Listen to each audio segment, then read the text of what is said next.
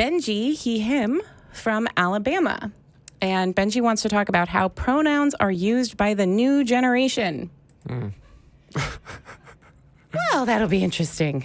It's not what I think of when I think of religion. And Not so much either. Hey, Benji. Benji. You want to tell us what you're thinking about? Hey. Yeah, so I was watching some Atheist Experience videos yesterday, and this guy called in. This was back, I think, when Matt or one of them was on, and or no, I'm sorry, it was J. Mike and Secularity, I think. I think it might have been Dr. Ben, but I know J. Mike was on it, and the guy had mentioned basically the pronoun stuff, and the main thing I think about, and I've even watched the Family Guy episode where they kind of made fun of this, and me, myself, I'm pretty old, so when I was in school, well, I've been in school a few times, but when I was in school, they, when we learned about sex, gender, orientation, stuff like that, that's, and really the only ones I even heard on the video was just two, but there's really 3 or 4 different ones. So you have sexual orientation, which is if you're into male or female, and then you have gender, which I guess, I mean, a lot of people use that interchangeably with sex. So I think that's kind of where some of the confusion goes. That's true.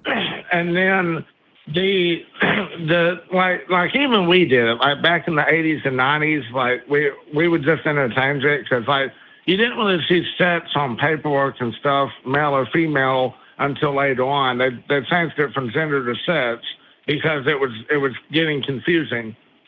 And now they use gender as this social crap, and in my mind, and I'm not trying to be offensive to anybody out there, but this is just my opinion based on how stuff, used to be and how I view stuff in my life.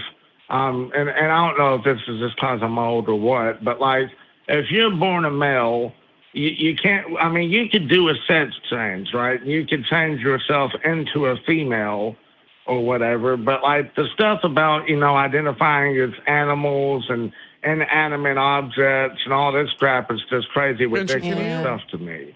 To me, that seems like a massive... Hold up. This to me seems like a massive red herring to the argument that most people in the trans community are making. And it's this idea that it's so utterly preposterous because you have this one fringe nutcase that might have identified as an attack helicopter or something. And it's not what people are saying. It's what people in the trans community are saying is, hey, look, things are more complicated than we thought. For even just with sex, if you have male on one end of the spectrum and female on the other, you have a lot of variability with intersex cases where people are born with 2 X chromosomes and a Y chromosome, or people are born with 2 Y chromosomes or 3 X's. And so to look at this and say, hey, this picture is actually a lot more complicated than we thought, maybe we should handle this and approach it with compassion and say, yeah, it's a really complicated issue. And especially if you're a kid and you're dealing with something like this, rather than simply delegitimizing it in a way and saying, oh, come on, what do you think next? Someone's going to be identifying as a cow. This is absurd. If instead we just approach it with, you know what, yeah, this is a lot more complicated, and I may not be a doctor and know everything about it, but if someone tells me that something's going on with them and they may look like they're male, but that's not answering everything else that's going on. They may have developed secondary sex characteristics of another gender. They may have neural chemistry of the other gender, and you can see and test these things. It's not really my place to say, but I'm going to do my best to not just write them off and to try to just be more understanding because they go through a lot of hell with bullying and stuff as it is. Does that kind of... that's not what I was talking about. Okay, so I was going to get into that, but that was separate. Yeah, okay. So if somebody is born a male, right, and they have a chemical imbalance or they have, a genetic mutation that causes them to have more Y chromosomes than X chromosomes or vice versa. Right, that's different than what I was talking, but I can get into that. Are you talking about folks in a situation where a male is, Yeah. Are you talking about folks who are essentially like there is no identifiable medical reason why they would be uncomfortable with the gender they were assigned at birth? I think I get the impression that you're talking about people that do a sex change or something. That's not an issue for me. Like there's circumstances. So what is the issue for you? Like if you were to just summarize it in a sentence, it seems like you have an issue with it. Why? Well, I don't have an issue with gay or bi or any of that. My neighbor's a lesbian. I've never judged them for that. I don't have an issue with sexual orientation as far as who somebody likes. I don't have an issue with, if a boy wants to be a girl and does a sex change, I don't care about that either. Okay. And I really, if it's genetic, if it's caused by genetics, that's one thing, and I can understand that. But the thing I was talking about is people just, the younger generation saying, "Oh, well, I identify as a horse." Okay, but do you think that's common? Homo sapien. Do you think that that's common? Do you think that that's something that happens often? I've heard of it, and I've seen it alongside with the LGBTQ. Where did you see that? I know that's separate, but still. Where did you see that? Because there's been like videos of, and like if you go online, you can find some people that say, "Oh, well, I identify as a basketball or I identify as an animal." You also have. I've also seen stories here recently where kids have been dressing up as furries or whatever and going. I don't know if that's that's something else entirely. But Benji, I'm pretty sure that me and Sofia and everyone in the atheist community and the scientific community and the trans community would be in agreement that we also don't take people seriously who say that they identify as a basketball or what have you. Most of the time when we see stories like that, we assume that these people are trolling, or we assume that maybe there's some mental illness or something going on, or maybe it's someone. Oftentimes people on the right might take on a position that seems extreme in order to basically paint it as, see, this is what the left is doing. Yeah. And oftentimes right-wing commentators will hone in on these stories and showcase. It's called like the nut-picking fallacy, where they'll take the most extreme examples of someone's position and paint it as the norm. Yeah, I think that I'm going to respond to kind of some of what you said as well, real quick, before we would move on. It's shocking to me when I came to let go of not only my faith, but also I was a very staunch conservative for quite a while. When I came to let that go, I started to realize how often things like this really extreme case of like someone identifying, I feel like the cat is the classic example, someone identifying as a cat and wanting to be treated as a cat, how often it's just a lie. I think that there was, when people looked into that specific story, there was no specific individual upon whom it was based. This is just not really happening. Like maybe occasionally it's a middle schooler or a high schooler who just wants to be shocking, or, who actually might be dealing with some mental health issues that need care. But to say that, to sort of conflate that with the trans community at large, I find that kind of degrading to the trans community, because it's sort of saying that your desire to live as, say, a woman that you feel that you are, that's sort of equivalent in any way to someone who is identifying as a horse. Like, it's really not. These are very different things. And it makes them all look like it's just some pathological issue, when in reality, these are just people who want to live in the way that feels the most accurate to themselves. I do also want to point out that when we're mentioning trans people, you mentioned that they can get a surgery and become female. That's the kind of different thing. A lot of folks who identify as trans, they do what's called socially transition. So they may want to live as a gender that is different than the one that they were assigned at birth, but they don't necessarily always want to get operations. And those operations are also really hard to get and really expensive, and insurance typically doesn't cover them. So there's a lot of ways to be trans. And to take all of that kind of diversity, all of these very different stories and very different people, and to compact them into, well, they're fine, but the cat girl, or the guy identifying as a basketball, like, that's really, I think, kind of demeaning. And I don't get the sense you mean to be demeaning, but I think that that's how that comparison can come across. Well, the only other thing I was going to bring up, the idea, so I'm going to mention this too, because you just brought it up. Now, I don't take a hard stance to this. I do think it's kind of off-putting as far as society goes, because, again, I'm pretty old, so this stuff wouldn't be happening 30, 40 years ago. And it could have been happening, but it wasn't public.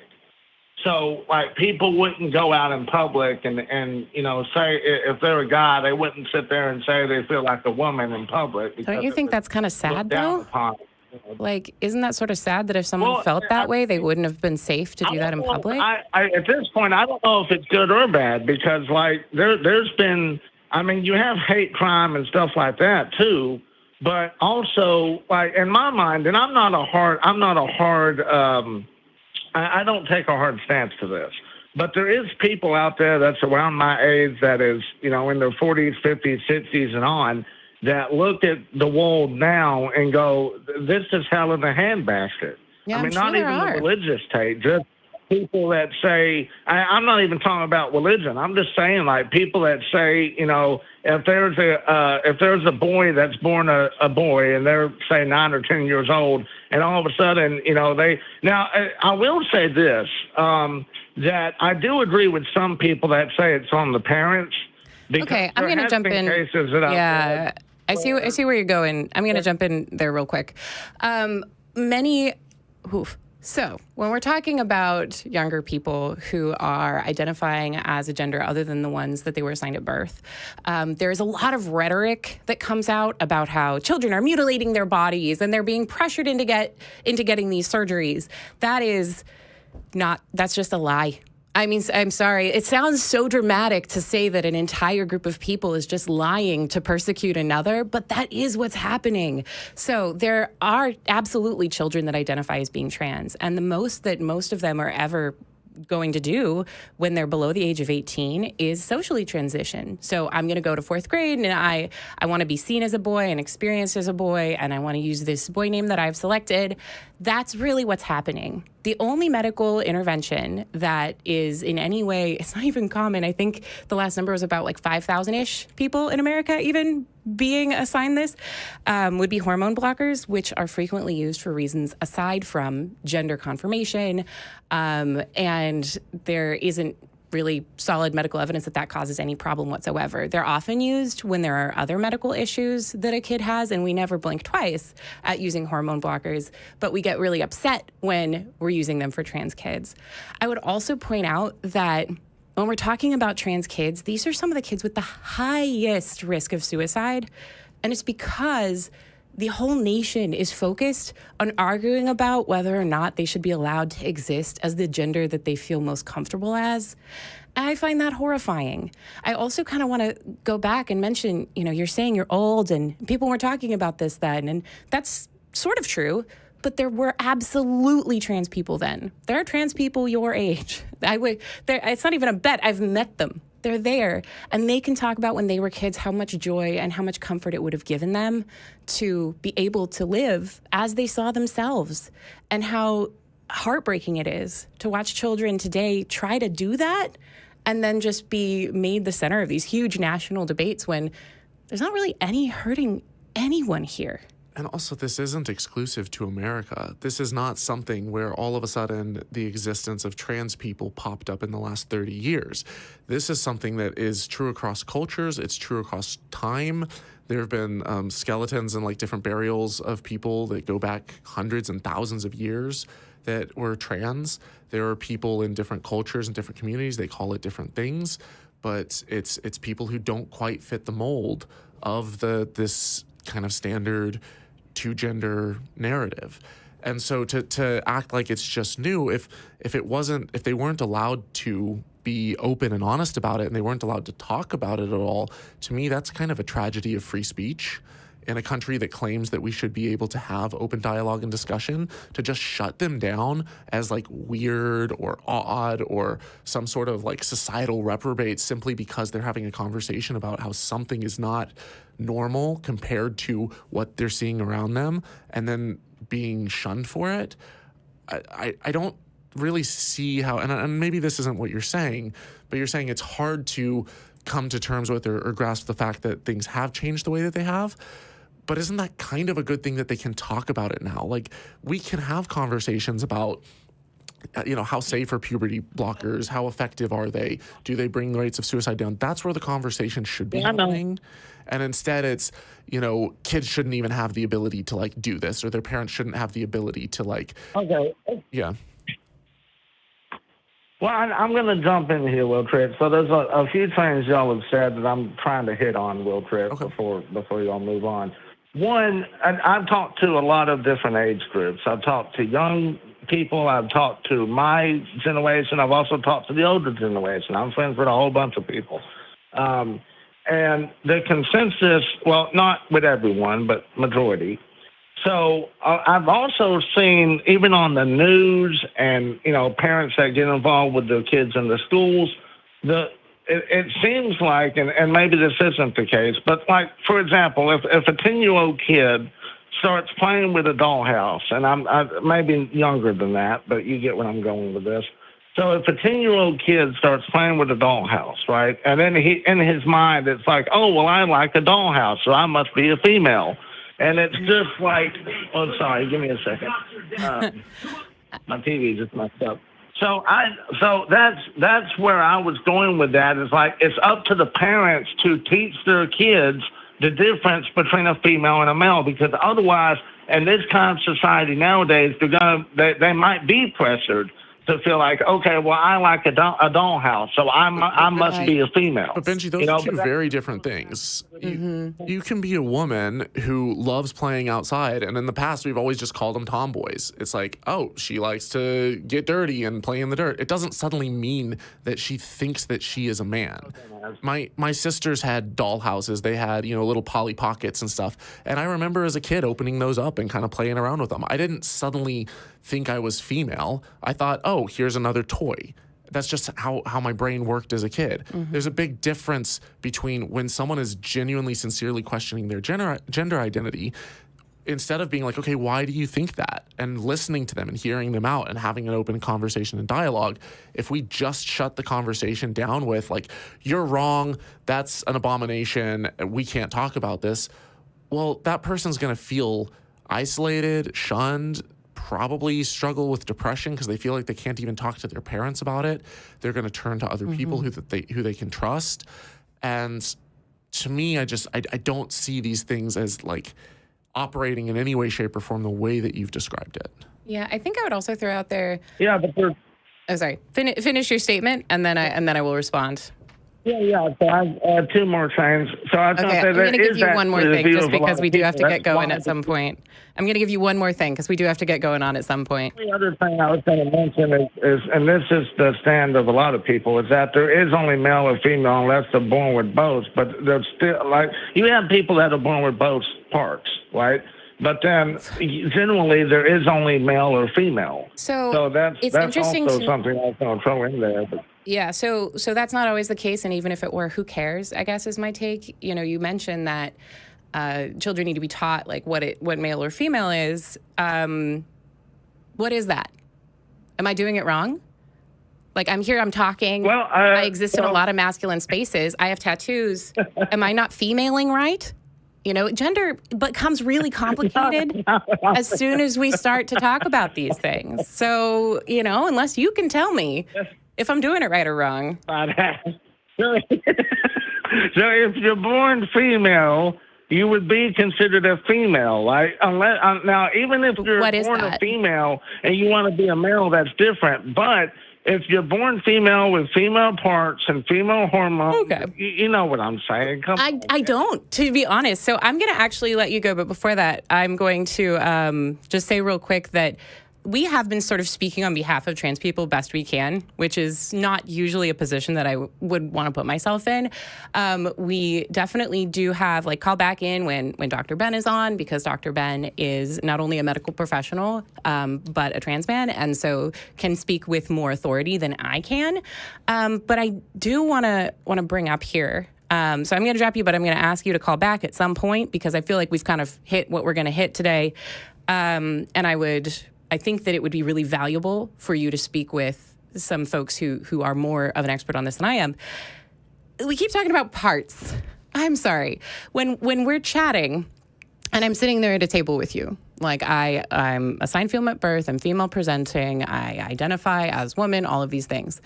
Are you thinking constantly about my vagina?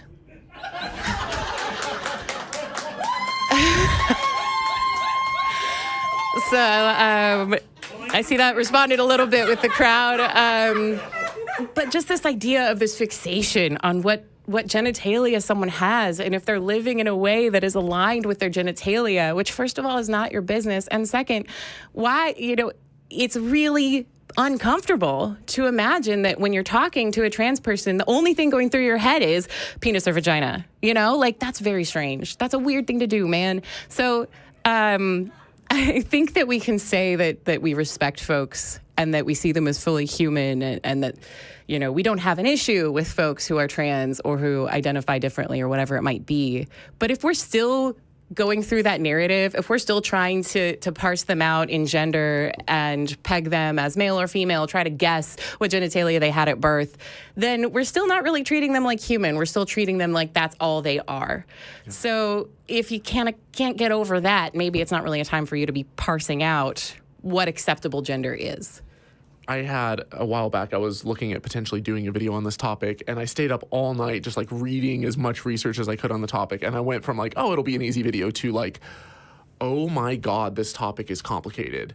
And just to give you an idea, this gross simplification that it's just comes down to the parts. Which parts? Like, I mean, I mentioned briefly that you could have, like Turner syndrome or Klinefelter syndrome or different, based off of your karyotypes. A karyotype is your sex chromosomes. So are you XX, are you XY, are you XXX, are you XXY, XXXY, are you, like the list goes on and on. But even outside of that, you can have mutations that occur on one of your sex chromosomes so that you can be XX, but you have male parts. You can be XY, and you have female parts. You can have all of everything in between. You can have male primary sex characteristics, but develop female secondary sex characteristics, and vice versa. You can have so many things in between. You can have people that neurologically, like you can actually scan the brain of your stereotypical female and the brain of your stereotypical male, and there will be certain noticeable differences. What do you do when you have someone that has a brain that seems to be a female brain inside of a male body? What do you do when you're like, oh, we're just looking at the parts, and people can have a micropenis that looks like a clitoris, or vice versa, a giant clitoris that looks like it's a penis. And it's like the doctors look at it, and sometimes, usually they're like, male, female. Sometimes they go, I don't know, what do you think? And sometimes the parents and the doctors, they make this split-second decision, and sometimes they get it wrong. And sometimes the child grows up their whole life, and sometimes they don't even necessarily know until they get older. And then they take a karyotype test, and they realize, oh my God, I was XX chromosomes all along, but I've been like presenting as a male. I have a penis. I've been going to the men's locker room, competing in men's sports, and blah, blah, blah. And then they realize that their whole world turns on its head. So this notion that things are just that simple, it's an archaic way of looking at it. And everyone says, well, the science says, doesn't have the slightest clue about how complicated this is. So I don't want to speak on behalf of the whole trans community, but like just a basic one night of looking into this stuff completely rid me of this illusion that maybe things could be explained in a super simple manner, because I'm barely scratching the surface of this. Yeah, well, and it's interesting, and I feel like a little bit telling when I think about the idea of like, if we're presenting it as so clear that females / women, which we are going to conflate, are this way, and males / men, which we're going to conflate, are this way, then he couldn't tell me anything about if I'm womaning right. Like that's, he kind of reverted to, oh, you know what I mean? Like, I really don't. Did you know I shaved my neck this morning? Like, is that womaning right? Should I just come? I mean, there's so many little bits that we do to express our gender all the time. You said that like you expected me to somehow know that. Like, I was like... I don't know. Maybe you're like, I can see from your upper lip hair that's necessary. But, it's one of those things, like, I spend a lot of time doing gender-affirming actions for myself. And And also, what is seen as female or male, just in terms of what clothes we wear, how we wear our hairs. Like, throughout history, there have been times when men wore their hair long, when men wore kilts, when men wore skirts or dresses or togas or robes or whatever you want to call them. Like, this notion of like, oh, that's a man in a dress. And I'm like, no, actually, that's a priest. He's wearing a robe. Like there's so many different things that are societal that we place on society of like, pink is a girl's color. Why? Not in every culture. There's plenty of cultures where people wear pink that are men. Yeah, I think that the fundamental thing that we come down to is not that it's obvious that there are two categories of gender, sex, however these folks want to put it. It's that they think there should be. And that there should be these prescribed roles and that we would somehow be better off if we lived into them. And I think that's based on a desire for power, a desire not to hear people who disagree with you speak. And I don't think any good comes of deciding that people need to fit into neatly defined categories. And also, no one within science is denying the existence of male and female. No one is saying that there aren't two sexes, because there are. There are two sexes, but sex and gender is where we try to say, okay, it's more nuanced. It's more complicated.